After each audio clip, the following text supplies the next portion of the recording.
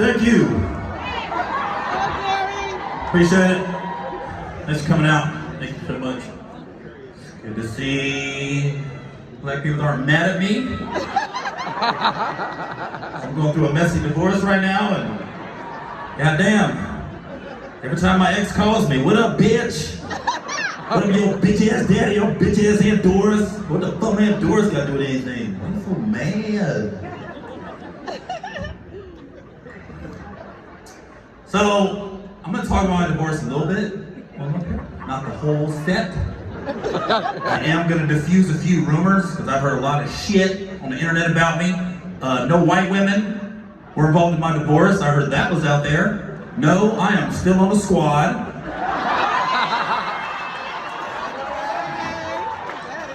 I would be the only white guy in the world that if black people saw me a white lady, they'd be like, that fucking sellout. I knew he wasn't shit. What? Try something different. I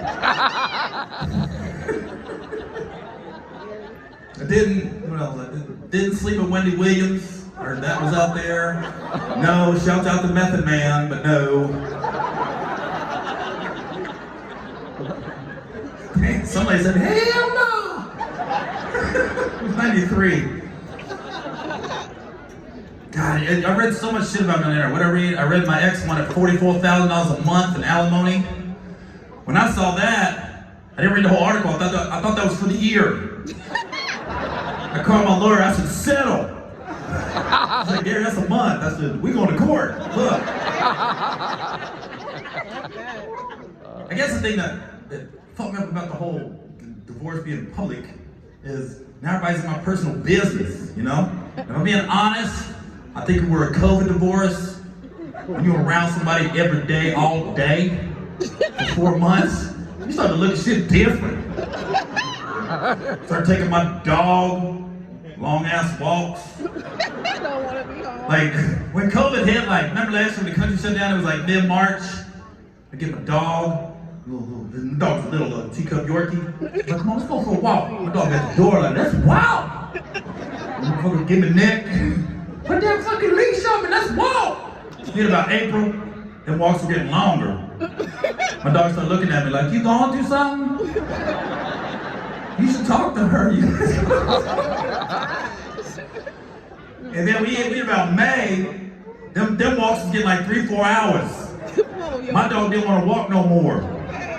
Like I'd be a little, try to get her out of the pen. Come on, Olive, come on. She'd be in the back of one of them abused dogs in them commercials. I think I heard Sarah McLachlan in the background.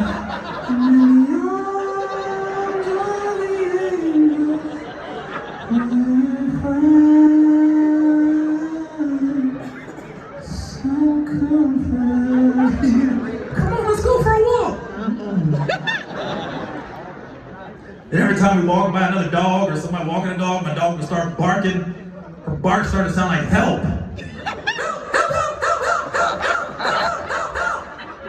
You speak English? Like, come get me. I don't want I guess it bothered me most is like, I always like kept all my personal shit off the internet, you know? Like even with, we're going through a pandemic, you know? I don't know what variant it is now. Omicron? What is that, Jamiroquai? And Omarion mixed. Ice bumps. Oh, there's something in my chest. I got a new variant. Even like I was one of the first ones to catch corona, like out the box. And we didn't really know what it was, you know? As soon as I caught it, and when the country shut down, I didn't feel the need to go to Facebook and Instagram, put all the business out there, and just be like, pray for me. I just tested positive for the coronavirus. I need everybody to call on all your prayer warriors. I need all the prayer warriors come down from heaven and surround my immune system. Where are my prayer warriors? What the fuck is a prayer warrior? What is that? Is there really a bunch of angels up in heaven, sitting in the clouds, got war paint on, sharpening their knives? You get up to heaven, you be like, damn, heaven is nice. This is beautiful. It's just what I thought heaven would be. It's ooh. Who's that? Oh, those are the prayer warriors. Yeah, you can talk to them. They stay on their own class. I want them down to earth when people get on Facebook and ask them to protect their friend's immune system. That's the whole time they come down. But you ask them personally, you don't know what prayer warrior you're going to get, because you're going to get your friend's prayer warrior.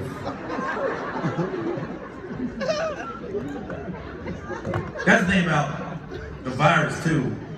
You know? When it first hit the fan, there was 3 symptoms. No taste, no smell, death.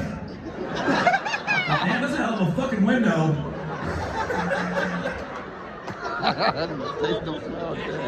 I'm glad I caught it early though, because I was able to go through the whole pandemic and not be afraid of watching TV, because the news made us all feel like we would die immediately if we caught it. I was watching the news the whole pandemic, not afraid of nothing, because I caught it early. I'm like, be very careful. Cases on the rise. Over 500,000 people have died.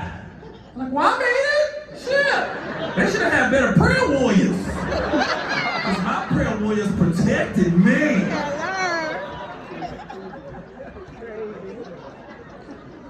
I'm not afraid of dying anyway. No, I know I'm going to heaven. Facts. But I think everybody goes to heaven. I think everybody in this room, we all going to die one day. We all going to heaven. Because I have never been to a funeral where somebody's going to hell. Who the fuck's there? I ain't been to one funeral with a preacher who's just brutally honest with the family. Just gets up in front of the church.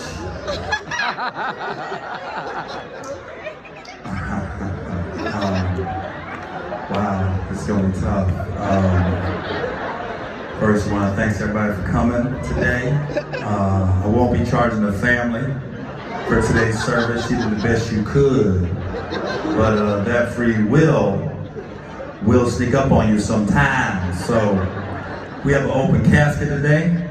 We're gonna say our last goodbyes to Jerry. If you'd like to see Jerry one last time, please single file to the left. Come on up, pay your respects, exit to the right. Once everybody pays the respects, we're gonna close the casket. We're gonna get in the cars, we're gonna head to the cemetery. Once we get to the cemetery, we're gonna lower that casket 6 feet, but Jerry's gonna keep on going. So, if you would like to speak to Jerry from this day forward, please don't look up in the sky. Talk to him down to the ground. Forever. Goodbye, Jerry. Amen.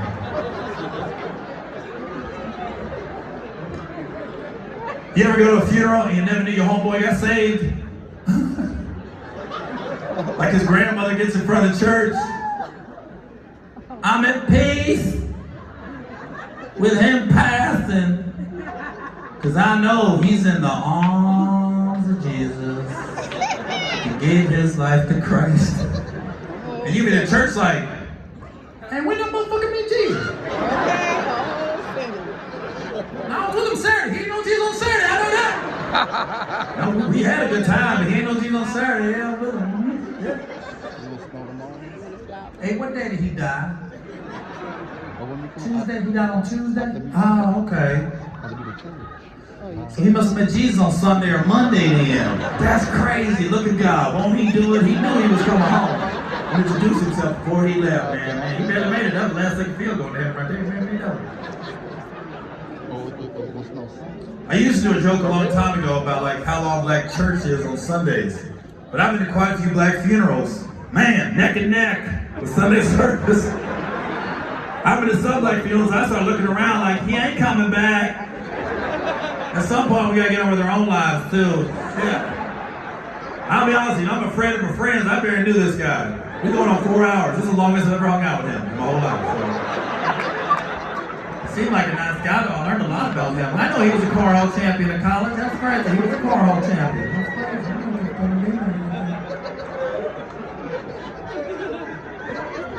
I made, I've talked to my family, like, I've got, like, requests when I die, like, do's and don'ts at my funeral.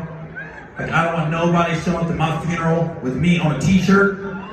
I don't know if you see these t-shirts at funerals, but it's got clouds and birds and angels on them, a couple of prayer warriors. At the bottom of the shirt, you're gonna have the day I was born with the day I died on it. Then right in the middle of the t-shirt, you're gonna have a picture of me smiling, like I'm happy I'm dead. At least put an accurate picture up. Let's see why I gotta die first. The only reason I say I don't want anybody wearing a t-shirt at my funeral, because I've been thinking, what happens when the funeral's over? Then you take the t-shirt off, throw it in the hamper. Next thing I know, your dirty drawers is on my face, you disrespectful motherfuckers.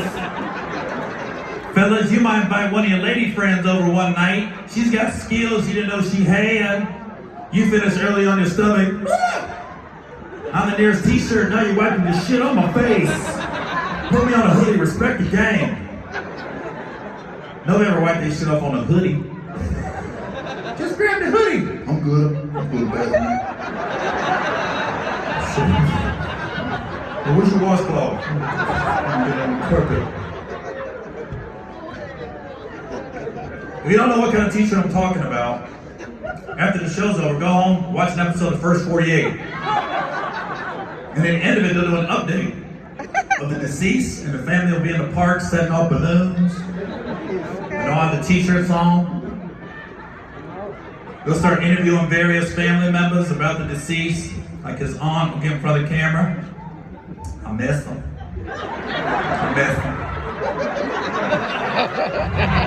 Okay, I do. He's still with me, though. He's still with me.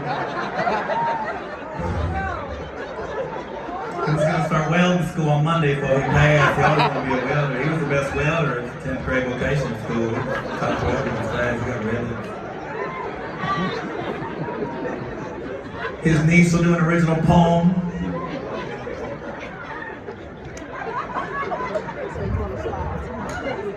I miss my uncle, he was so sweet. I want to talk to him, I can't because he's 6 foot deep. Man, that was so good.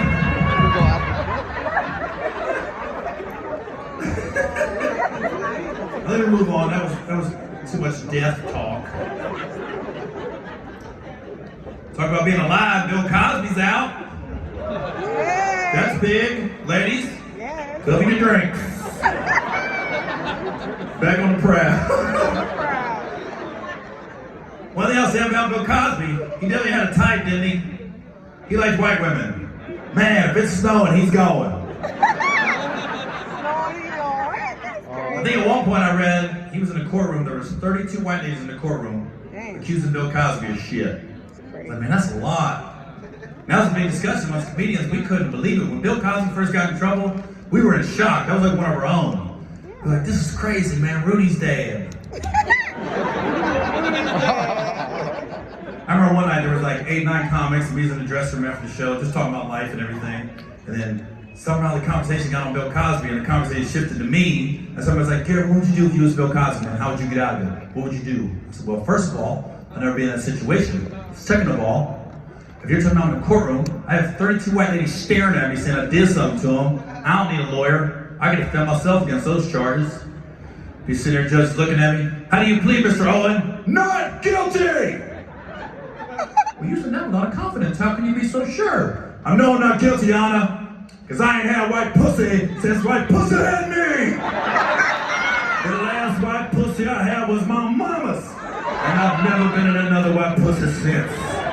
I had to fight and crawl my way out that pussy, and I barely made it. And once my head was finally free, and I could see him breathe on my own for the first time, I took one last look back and I said to my baby self, never again.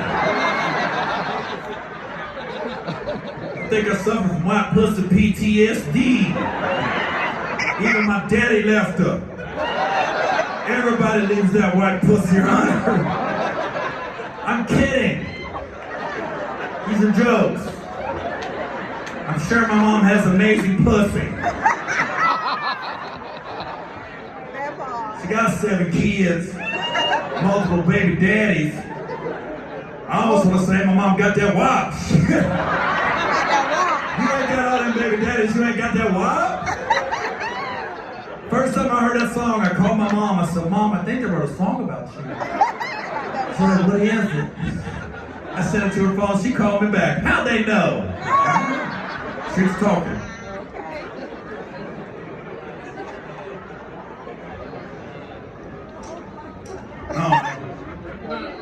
Everybody called me up since the divorce, asking me if I'm okay.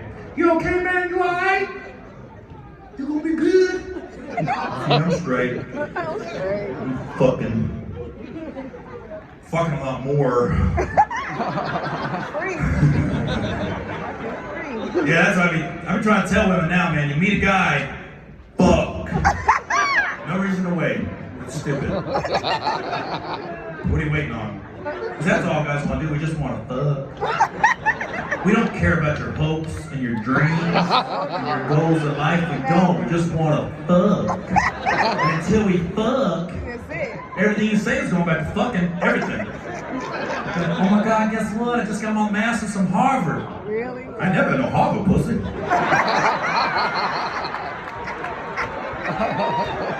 I had some Broward Community College pussy. That was pretty good. I don't have no Harvard pussy though. That's another level right there. Better than that BCC. That BCC pussy.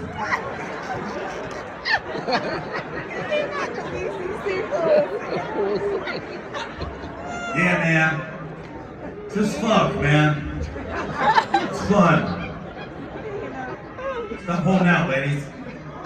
I know in that movie Think Like a Man, and I was like, wait 90 days. When I read that book, I go, this is the dumbest fucking book I've read in my life. Nobody wait 90 fucking days. Then they called me like, Gary, you want to be in this movie Think Like a Man? Did you read the book? I said, I did.